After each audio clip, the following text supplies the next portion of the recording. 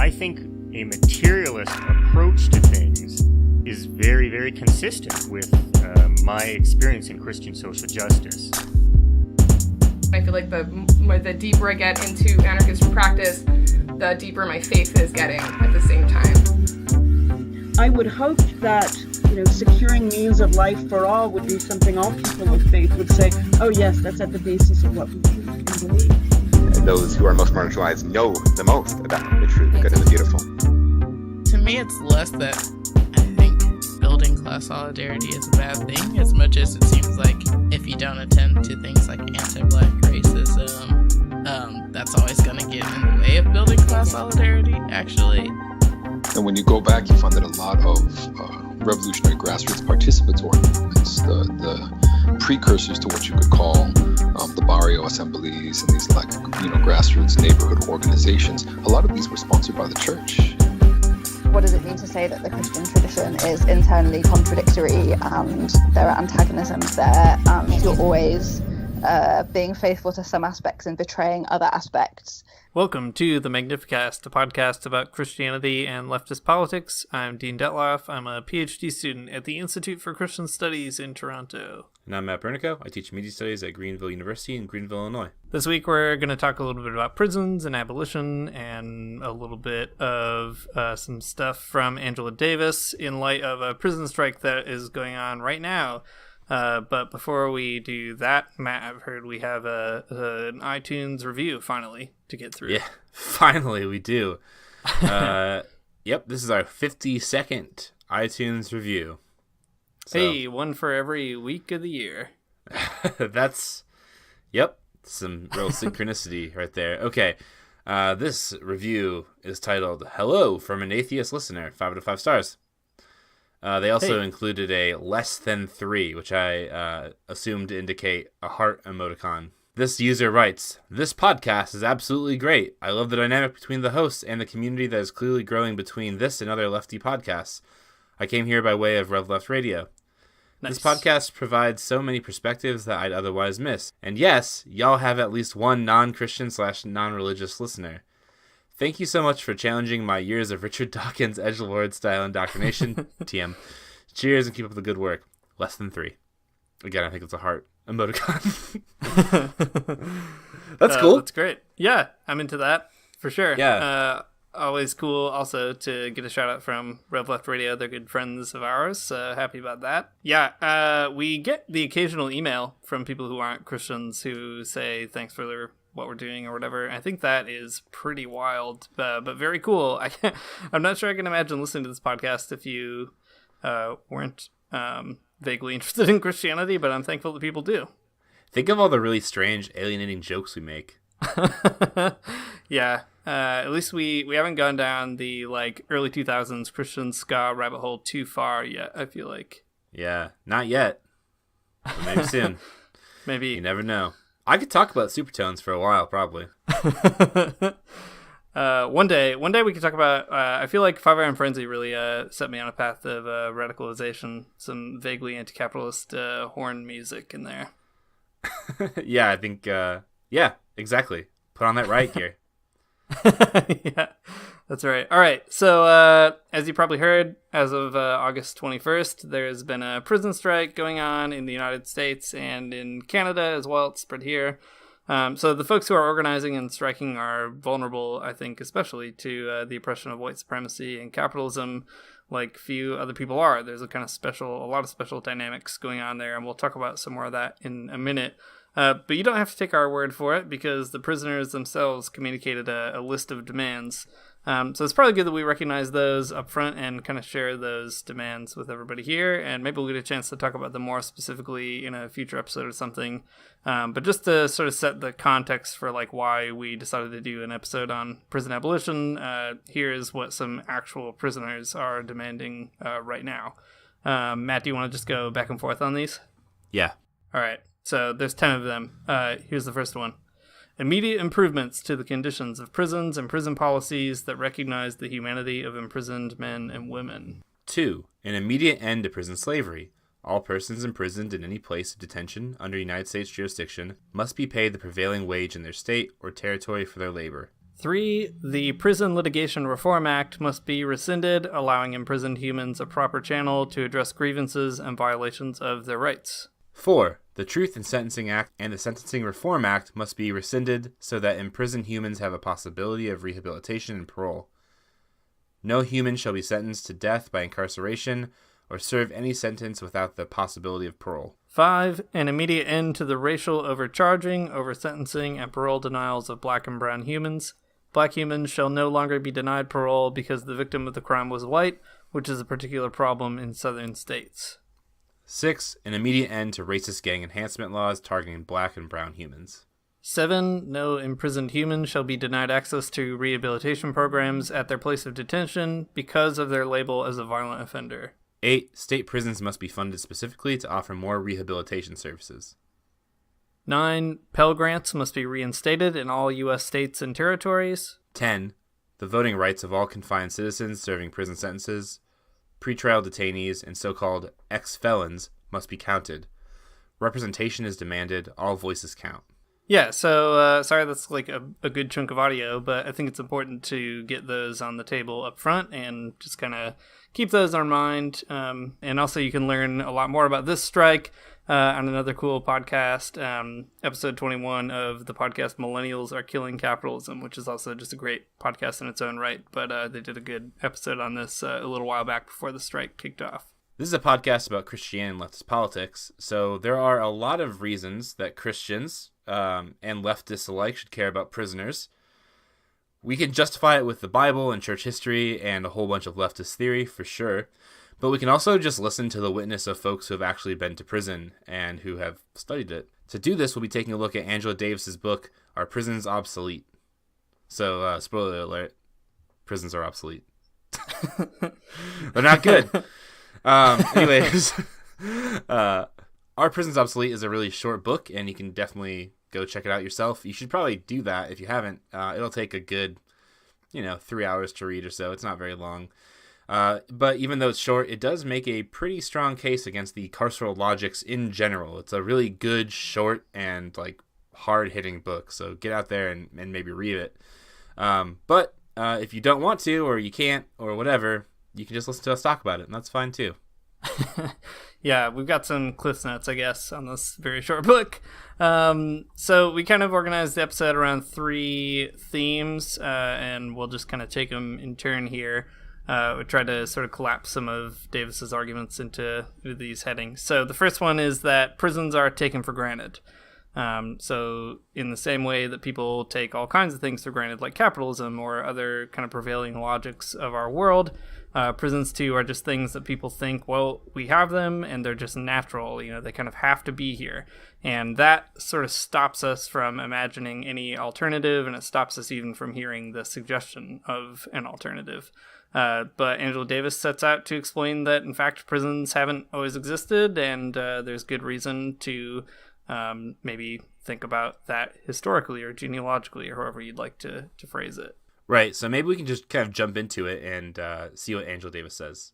So the first thing that she says towards the very beginning of the book and the beginning of her argument is this.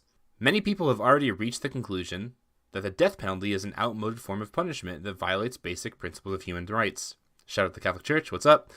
It is time, I believe, to encourage similar conversations about the prison. So the point here is pretty straightforward. A lot of people think that the death penalty is kind of old-fashioned, and you're not wrong. It is.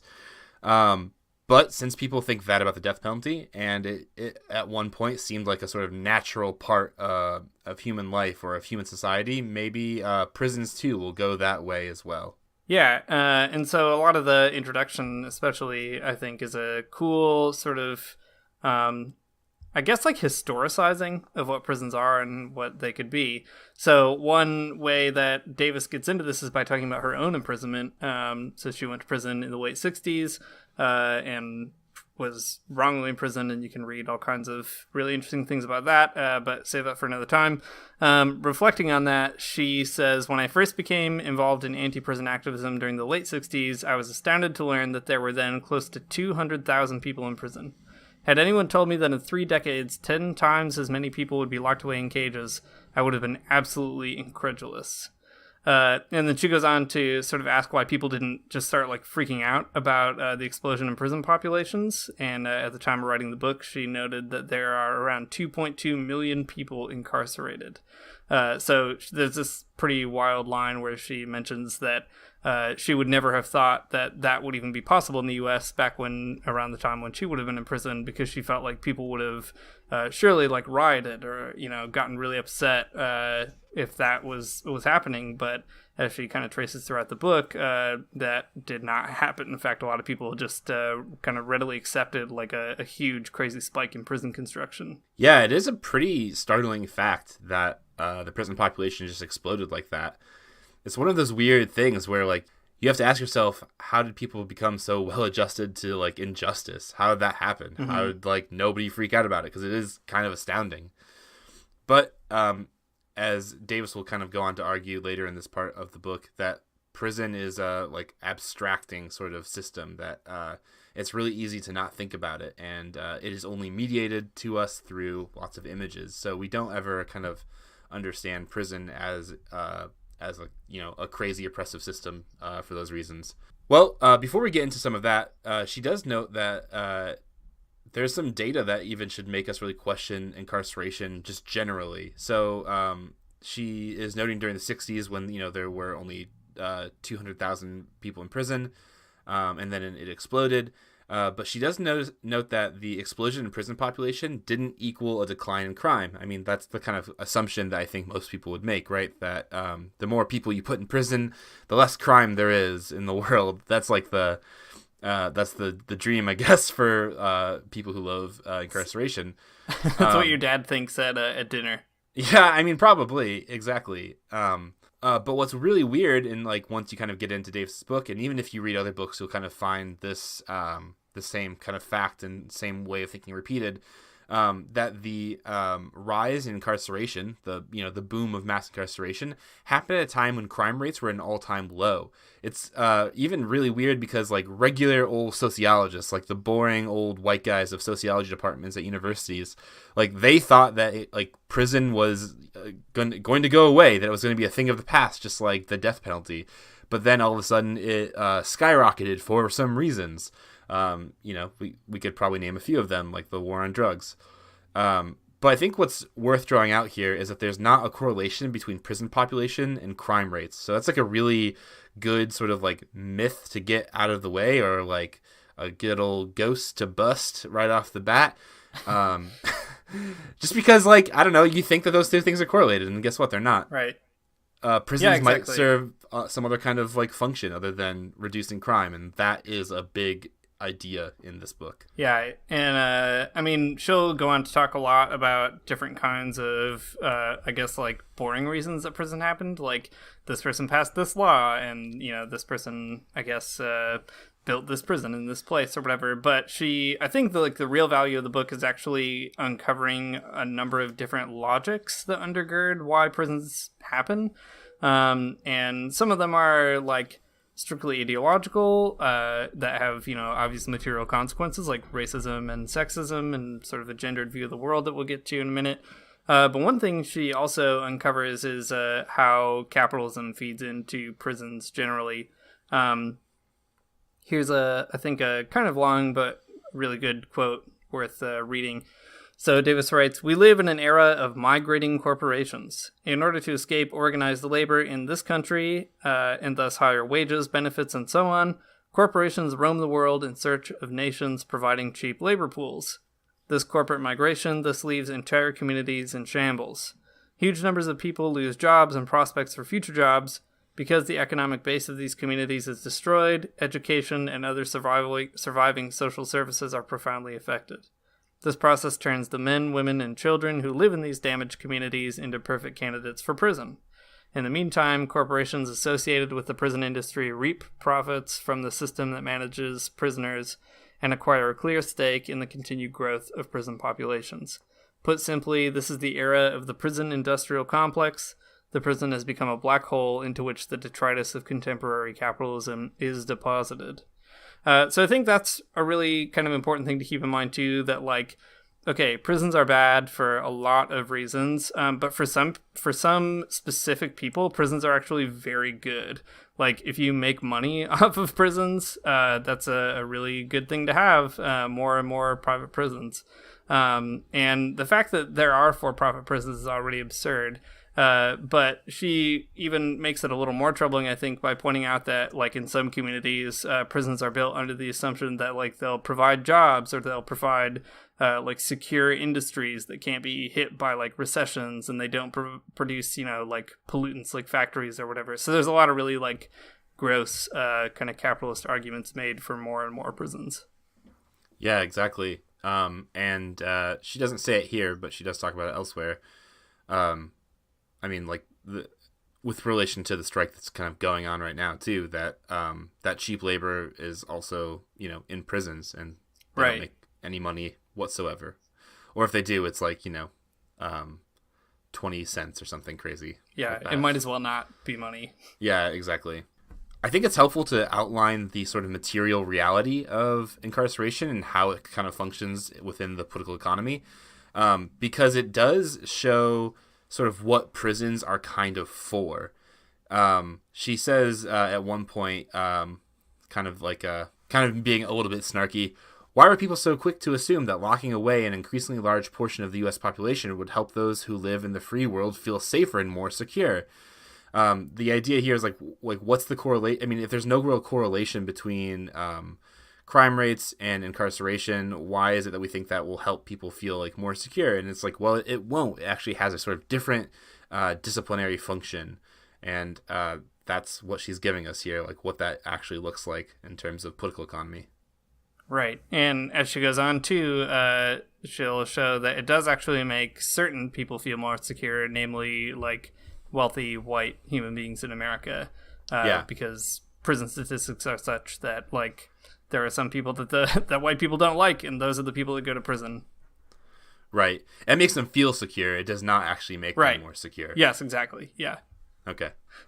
Yeah, don't mean to imply that they're correct in assuming that they would be more secure. Yeah, exactly. Man, the whole thing really does give me some, like, crazy pause, though. So I live in a really small town in the middle of nowhere, and it has like 3 places you might work: a university, a factory, and a prison. And like, that's kind of it. So like, I've been in the prison in my town to do some, cause I taught a class there once. But talking with the prisoners I've known there, like, I don't know, this all seems like it all rings too true to me, and it kind of makes me feel a little bit pained, because I know people who directly are kind of affected by this. When Davis says that it's an abstract reality, that prison is an abstract reality, I think she's right. I guess just for me, like, since I have faces to put with some of these ideas, it really is less abstract and more troubling. Yeah, I mean, just also anecdotally, like, a lot of my family has been to prison. I won't say who, obviously, but a number of them. And it's pretty crazy to, like, chat with all of them about their own experiences and how they feel about it now. And, I mean, universally, they're all basically like, yeah, these places are not designed to make you a better person. And, like, if you are a better person in spite of it, like, that's because some kind of crazy miracle happened to you. Like, it is not because of anything that happened there that would make you, like, a better person afterwards or something. Yeah, absolutely. They are not places for rehabilitation at all. They're places for punishment, for retribution. So there's a lot of classic, I don't know, Marxian materialist reasons for prisons, etc., and those are important.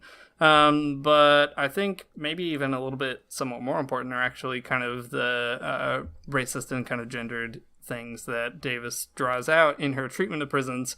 And there's a lot that she talks about that's pretty uncomfortable is a word to use. Probably not the best word, but stuff that should make you be like, this is an extremely bad, horrible place that nobody should want to go. So she especially takes this time to talk about the experience of women in prison and the ways that gender and patriarchy are used as a specific tool of oppression against incarcerated women, which she obviously has a pretty unique take on, having been an incarcerated black woman. And she goes as far as saying the gender structures that the prison system has informs the disciplinary mechanics between prison and inmates. So Matt, anything kind of jump out you in that? Yeah, the way she starts framing this chapter is pretty interesting and pretty telling to me. So she says in the very first opening paragraph that she could have called this chapter gender and incarceration or something, or a women's experience in prison, but instead she chose to title it in how gender structures the prison system. So for her and her explanation of it, what sticks out to me is the ways that the experience of a woman in prison is that their gender is used against them in all of these really kind of terrible ways. Not kind of terrible. That was a weird filler word. Some actually terrible, bad ways. I don't know. I can't really stress how bad it actually all is. So the chapter opens up with a really graphic description of a strip search that all incoming women prisoners undergo. I mean, I don't know what the sort of process for every prison is in the entire world, but I imagine that that's probably pretty standard. Davis frames the invasive nature of the search as, quote, state-sponsored sexual abuse. That's a kind of interesting way to think about it, a structural type of sexual abuse. While this is, I don't know, uncomfortable way of thinking about it, it highlights the mundane violence of prison that hinges on the gender of inmates, right? There's something specific about the ways that power is exercised over them because they're women. So she notes a lot of different ways that gender is part of the disciplinary regime of incarceration, but time and time again she returns to the ways that prison is trying to form them into more domestic subjects. To be a woman in prison is to have failed out of femininity in some certain ways, so that all of the jobs that they end up taking are all really domestic in nature, like cooking and cleaning and sewing and those types of jobs, whereas men's prisons are probably different. So it's always trying to reform that central idea of femininity and trying to stuff women into that specific role and make them practice those skills as if that's what they've lost. And that is such a striking idea in a way that women who are incarcerated end up being treated in this really different way than men. At one point she has this quote that really sticks out to me as well. She says, masculine criminality has always been deemed more, quote, normal than feminine criminality. There's always been a tendency to regard those women who have been publicly punished by the state for their misbehaviors as significantly more aberrant and far more threatening to society than their male counterparts. Okay, so there's kind of a lot going on there.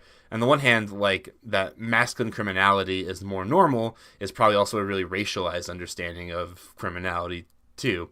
But men in general, I guess people might assume that it's more normal for them to be criminal, and that's kind of messed up. But yeah, but also it's also bad that when women transgress against the law or whatever, they are punished in a particular way that makes them not even women, less than. Right. And speaking of kind of the connections between the gendered understanding of prisons and the racialized understanding of prisons, she talks about too how female prisoners are sort of assumed to be hypersexualized in a way that almost licenses those, or I guess definitely licenses those kind of state-sponsored sexual abuse. So she talks about it, and she links that pretty directly to the way that slave women were viewed and treated in not just antebellum American society, but afterwards too, right? There's a whole massive body of literature that you can read about all of that. But I think kind of working backwards a little bit, the connection she makes between slavery and prisons are really interesting. I mean, for folks who already know about some of this stuff, maybe this feels a bit remedial, but I think it's always worth mentioning that things like the 13th Amendment, right, which abolishes slavery, are really weird because in the abolition of slavery, there is also a provision for a continued slavery in specifically a prison context, right? So a lot of the really bad dynamics in slavery get obviously and intentionally sort of migrated into the prison system, which is a racialized system for a lot of reasons. So I think it's cool that she kind of pulls all this historical stuff out because you can see how prisons aren't just like things that like appear in the world to like solve a problem like crime or something like that. Like they're historical institutions that grow out of other systems of injustice like slavery, like patriarchy, and then the way in which those kinds of oppressions get mingled and intermingled. They all have this kind of ongoing life or transformation into a different troubling kind of system. Yeah, I think that's a really helpful thing to draw out. Sometimes, I mean, people wrongly think that institutions are kind of, have discrete edges. They begin and end somewhere. They have historical lineages that we can trace back to one place specifically or something. But I think that you're right, and Davis is right. She's more right than you. You're just repeating what she said. But that it's not like prisons just appeared, right? People learn these techniques of biopolitics from a place, and that place was slavery. Yeah, and I mean, she doesn't go into this in too much detail, but she does mention that Christians have a really troubling history with prisons in general, right? Like the Quakers are sort of the obvious example, and this might be a good way too to talk about some Christian pathologies involved in thinking about prisons today. Yeah, so she mentions that like Quakers, for example, they advocated for prisons as a basically like reformist measure, right? They were like the kinds of punishments that are happening now, which are basically like somebody just gets sentenced to like a brutal and horrifying death. Those are really bad. So what if we had places that were penitentiaries, right? Like places where you could reflect on your wrongdoing and then maybe one day even get out. So she kind of notes that there's this weird Christian logic of like repentance that created prisons, and it's not like those prisons were created with like really good ways to actually be a better person, but that was the logic underneath them. And so prisons kind of came out of this weird reformist ideology already. And I think a lot of Christians today still carry that with them, right? So they think that prisons are generally supposed to be places of penitence or repentance. So, if you're like a good liberal even, it's like, yeah, I don't know, some people go to prison, but like maybe they could get some help there, get an education, come out, like get a job and be productive members of the society or something. And that I think is important for Christians to reflect on, that like we helped build a system that has like structural state sanctioned abuse, and we like continue to defend it for a lot of really bad Christian reasons. Yeah, totally. That is a great way to think about it. There's more of that Christian complicity in structural evil in the world right there. Yeah. I had a friend who was doing a bunch of research on solitary confinement and like monastic cells, and that's all very interesting. But one thing that he had found was that, solitary confinement is sort of designed with this really weird idea of like, well, if you're sort of alone, maybe you'll have this, I don't know, like Damascus Road experience, or like the silence will be somehow transformative. And that's a weird sort of Quaker inheritance as well. But obviously, like, that's not the case. Like, solitary confinement is a brutal, dehumanizing piece of, like, I don't know, really bad, like, disciplinary technology that doesn't serve to make people better. I think at this point, what Davis contributes that is really helpful is just, like, explaining the ways that carcerality is itself an ideology that's like, right.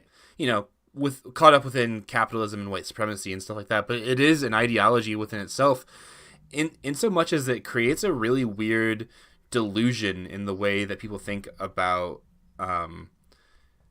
like justice and rehabilitation and the resolution of sort of social sins.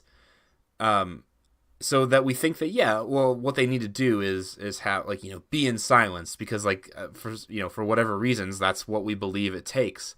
I had some students last semester who did some really cool work about solitary confinement. If you guys don't follow the podcast, you probably missed all of the times I talked about this weird class that I taught about prisons. Anyways, they did this project where they were looking at the mental health of prisoners who go into solitary confinement, and guess what? It's extremely bad and harmful. Right. Like if you are a person who is stable, you will come out very like unstable, and if you are a person who is already unstable, you'll come out even worse. It's like the worst thing that you can, like, someone can do to you in prison. It is so bad for you as a person. It will not make you feel better or remorseful. It'll just make you like crazy. Yeah. it's wild that is also just has like really obvious traceable roots to a Christian tradition that is usually known for being a progressive kind of tradition in many ways. Yeah, for sure.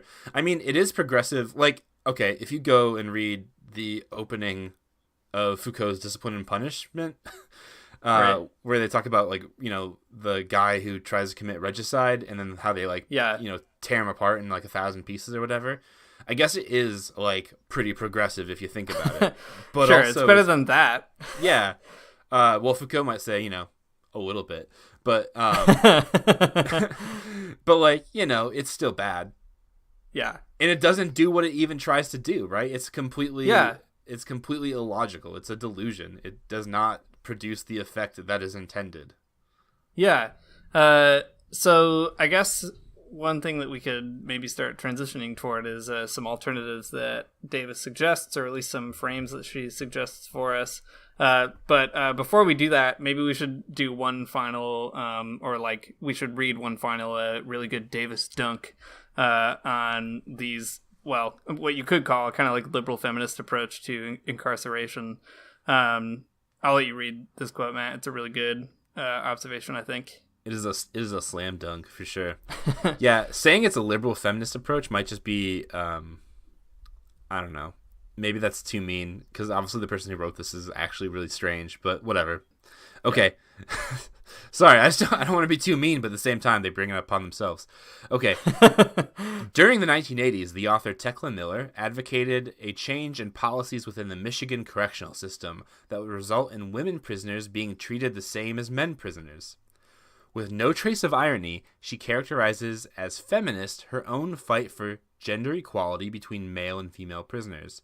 Miller's position was that guards should be instructed to shoot women just as they were instructed to shoot at men.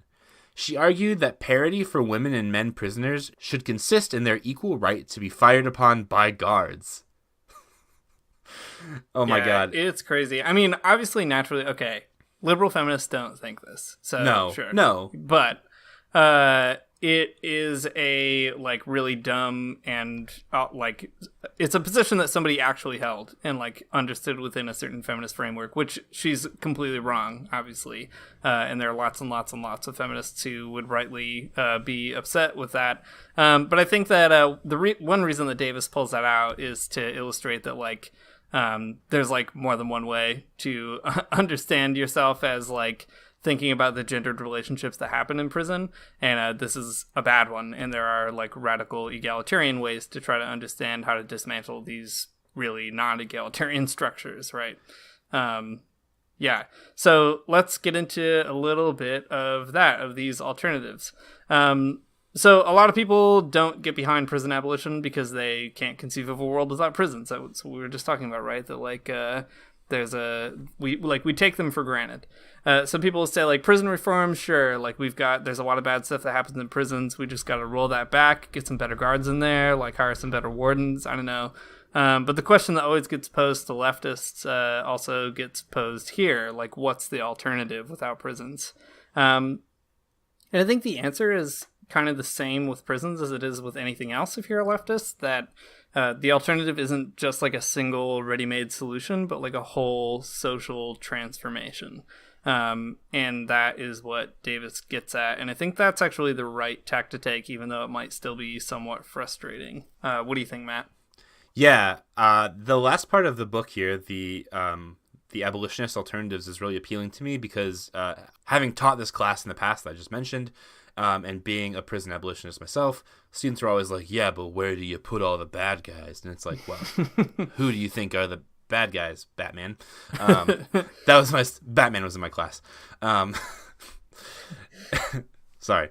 Side note about Batman. Remember that time in Lego Batman where the beginning of that movie is about how there should be like progressive crime reform, and then Batman is like, no, there shouldn't, and that's just how the movie ends? Yeah, exactly.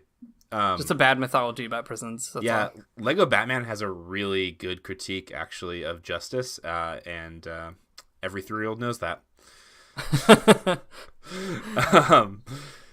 Well, anyways, the question, like, well, where do you put all the bad guys, is a really silly question, because prison abolition is not about, like, well, just like a different building, like a bigger a bigger, more fun prison is like not a the Google answer. like a Google headquarters prison is not what Angela Davis wants. Yeah, exactly.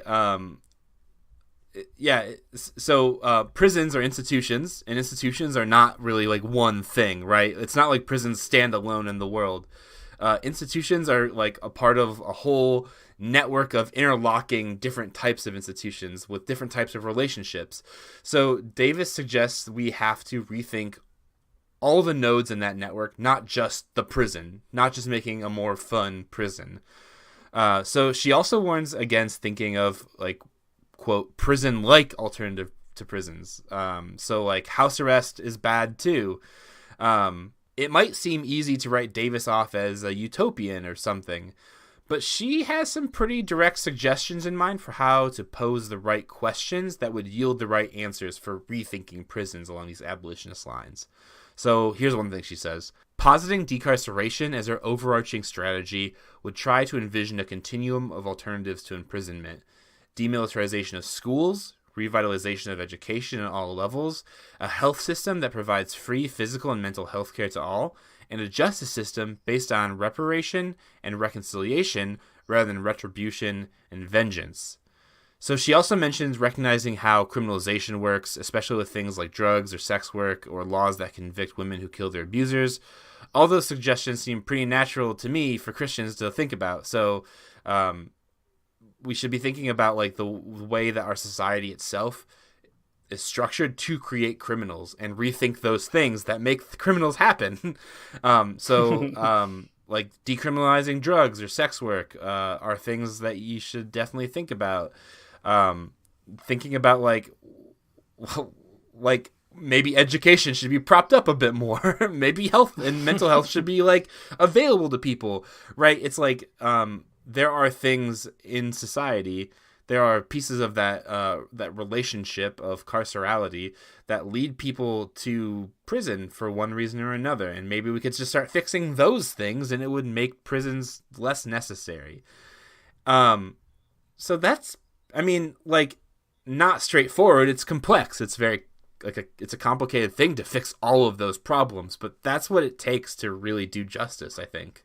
And that's what Davis tells us. So it seems pretty natural for Christians to think about that. I think that's a good thing that we I think it's a good thing that it's a good analysis that Christians should pay attention to, but also I think it's something that would definitely preach in a church too, right? Like if you had a good pastor and they said like, listen, let's fix these things, people would be like, oh yeah, but really they're just talking about socialism. Yeah, well, I mean, even things like a justice system based on reparation and reconciliation rather than retribution and vengeance, right? Like however you want to cash out your weird atonement theory about like what's going on with all that, like no matter which one you pick, it does kind of come down to this, reconciliation and reparation is the kind of thing that you're supposed to want rather than like retribution and vengeance, one way or another. Right. I don't know. That seems just like a really obvious like worldview switch or something that Christians just haven't like made when it comes to prisons, even though it's natural in other theological domains of their thinking. I'm really psyched for all the weird tweets we're gonna get because you said cash out on your like whatever atonement theory. That's gonna go over really well. Listen, all I'm saying is that cash out on your atonement theory is a pretty good way of putting it because atonement theory is linked to debt and the creation of capitalism. Don't at me. All right, moving on. So there's also, I think, some really cool like Marxist things to think about here. This is my hard pivot away from those tweets into some other dangerous tweets. So certain kind of like classical forms of Marxism often write off what Marx calls the lumpen proletariat. So that's a fancy word for like the group of people that is unemployed and then like they say, and in reality often turn to crime, right? That's like one way to get money without having like a job. And I think like it's kind of a weird thing that Marxists write those people off as not having any kind of revolutionary potential. And abolition actually encourages us to think of like the revolutionary power that's still available in that social class, and it's power that was like definitely activated historically by a lot of different groups in the 60s. So like the Young Lords we talked about a little while back, right? Like that's a gang. Like a lot of what would be considered the lumpen proletariat in a Marxist sense, but they became like a real, party that understood class struggle, etc.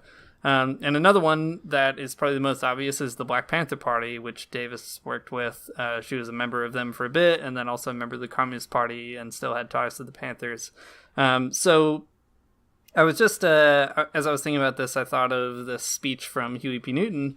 This is a speech given at Boston College in 1970. So he says, if the ruling circle remains in power, the proletarian working class will definitely be on the decline because they will be unemployables. He says that because of like the rise in technology and the kind of loss of jobs.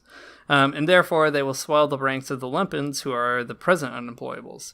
Every worker is in jeopardy because of the ruling circle, which is why we say that the lumpen proletarians have the potential for revolution, will probably carry out the revolution, and in the near future will be the popular majority. Didn't turn out to be true, but nevertheless, not a bad point.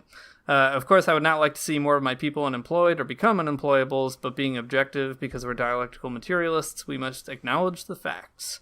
I think, I guess the basic point that I kind of want to draw out there is that the Black Panthers saw the lumpen proletariat not as like, people just orbiting like society and also orbiting revolutionary movements, but they saw them as like people who had like revolutionary potential that just needed to be activated. I think there's like probably a real Christian kind of impulse there too, right? That like the people who are on the margins of a marginalized society still have not only just worth, but like they have a genuine value. And they're not just people that you have to like go save and take care of or something like that, but they're people that like have things to say as well. So I don't know, just all the kind of abolitionist stuff makes me think that this is sort of a challenge for both Marxists and Christians in general. Yeah, for sure. I think that's a really interesting insight. I mean, I guess he was wrong because the lumpens did not just like revolt or whatever yet. But I mean, it kind of makes me think too, this is like stupid Marxist speculation, so maybe we can edit this out even if it's bad. But we can think of all the ways that capitalism is like continually shifting to sort of absorb that energy of the unemployable. So I mean, like putting them in prison is like a good way to do it, right? And longer prison sentences mean like less of that like unemployable pressure. But also like the explosion of like the gig economy is a huge example of this too, of ways that like that lumpen power is like absorbed into some other end. Yeah, for sure. And it like makes organizing really hard, right? Which is really good for capital. Yeah, exactly. Well, that's dumb. I mean, like, I don't know. Maybe it's dumb speculation. I guess it just always sticks out to me that capitalism is a very fluid and flexible sort of political economy that can absorb things as they come, obstacles. And it just seems like something worth pointing out, but maybe not. Okay, well, here's another thing. Okay, good. Thanks. I appreciate that. One other thing that Davis mentions that Christians should probably explore a little bit more is the connection between anti-death penalty advocates and prison abolition. It was only a few episodes ago that I mentioned growing up in the Nazarene Church and talking about how they were anti-death penalty, but they didn't really have anything to say about prisons in general, so something there probably. She writes this: the death penalty has coexisted with the prison, though imprisonment was supposed to serve as an alternative to corporal and capital punishment. This is a major dichotomy. A critical engagement with this dichotomy would involve taking seriously the possibility of linking the goal of death penalty abolitionism with strategies for prison abolition. Think about that. Like, if the death penalty is completely bad and off the table for Catholics, and as it is for like a lot of Christians, whether they be like pro-life or whatever, maybe there's like more room to push there, right? If the death penalty is bad, maybe prison is bad too. Like, it's a good way to start it's a good way to start asking the question about where we draw those lines. Yeah, I think so. And just to ask like, okay, so you're against the death penalty, but why? And then, maybe pushing some of those reasons a little bit further, because a lot of them share reasons with why you might also be against, prisons. Like, if you think it's because nobody is like irredeemable or something, or if you think it's because people still have dignity that can't be erased or whatever, like those are some of the things you see in Catholic conversations anyway. Well, those reasons are also pretty good reasons to think that like maybe the prison system is not a good reflection of those kinds of values. Yeah. All of that actually makes me think back to the demands of the prison strike. If you'll recall, if you probably have them memorized. The fourth one, the fourth demand is, I think maybe has some rhetoric that might actually be helpful for us thinking through this. Yeah. So again, it was the Truth in Sentencing Act and the Sentencing Reform Act must be rescinded so that imprisoned humans have a possibility of rehabilitation and parole. No human shall be sentenced to death by incarceration or serve any sentence without the possibility of parole. So death by incarceration is like a pretty interesting term, which I think just means like it shouldn't be possible to sentence someone to imprisonment until they die, like a life sentence or whatever, right? So like if you're against the death penalty, are you also against like letting people die in prison? It's like, you know, it's not administered in the same way, but like, death comes for everybody if you wait long enough. And think about that. Think about that, Christians. Yeah, and I think too, death by incarceration is also a great way to talk about the conditions of prisons, right? Like this prison strike was also sort of prompted by the murder of a couple of inmates just this summer. Yeah. So this is a protest against incarceration, which does actually deal death to people, not just by old age or whatever, but through, all kinds of really awful mechanisms that are not good for human bodies and human life. I don't know. Death by incarceration is a really interesting kind of expansive rhetorical move, I think. Yeah, I think so too. It's a good one. Well, we are hopefully going to keep thinking about this for a little bit. We'll kind of see where it goes. But in the meantime, in addition to this great Angela Davis book that is cheap and available and short and that you should read and bring to your small group at church, there's also a bunch of Christians who are thinking about abolition these days, and not just reform, right? Like real prison abolition. So we talked to Vincent Lloyd a long time ago, a little bit about prison abolition. That was one of our earlier episodes, and I think that's still worth listening to. And he's published a bit more on abolition, and also his writing partner in that project, Josh Dubler, has done a number of things on it as well. And I've just been seeing some friends kind of post different like websites and resources for what seems to be like a growing movement of Christians for the abolition of prisons in general. So, I mean, if you feel convicted by that, there are lots of Christians out there who already agree with you, and maybe go link up with them and see what's up.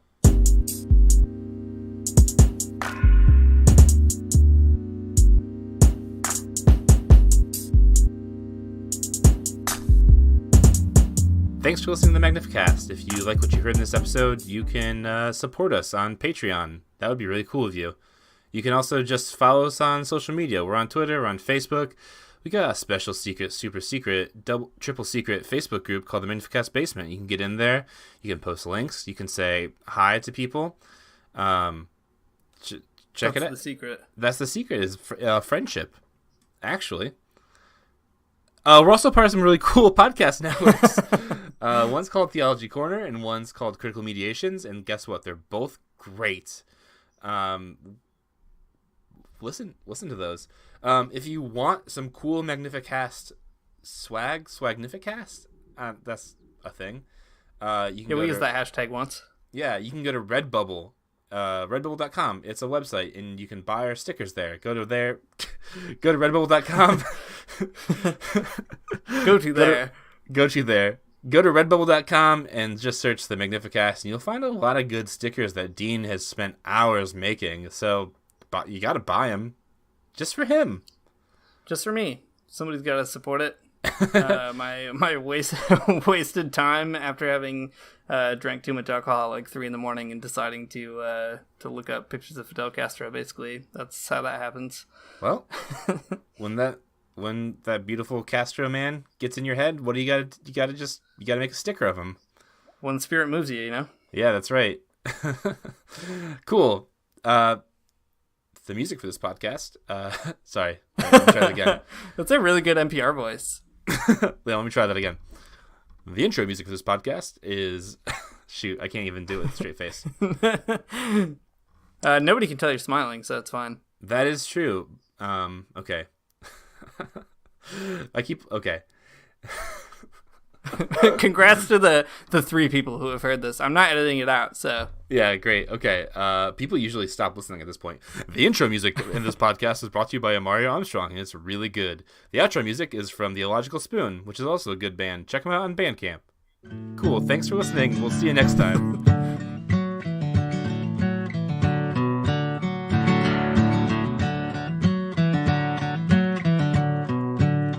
I don't wanna get up for church in the morning, souls alive.